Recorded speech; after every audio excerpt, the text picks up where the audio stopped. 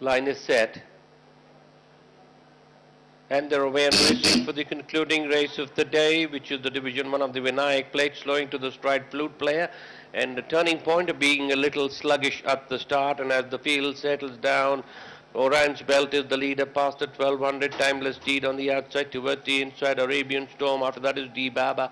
On the outside of Dibaba, there Kiss from a Rose, 2.5 lengths behind is Turning Point. After that is Kodiak Queen.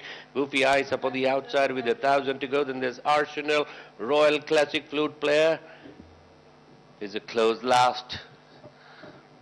Past the 800-meter marker now with Orange Bell 2 in front of Timeless D, 2.5 lengths behind Dibaba, Arabian Storm toward the inside. Turning Point making a quick forward move in the center. Kiss from a Rose, Falling Black, Goofy Eyes making headway. So do Kodiak Queen toward the inside. Then over the 600, then there's Arsenal, Flute Player, Money Wise, and Royal Classic is the back marker. Then now at the corner of the clubhouse, Oran Bell's being chased all the time by Timeless Deed, Arabian Storm slipping through the inside.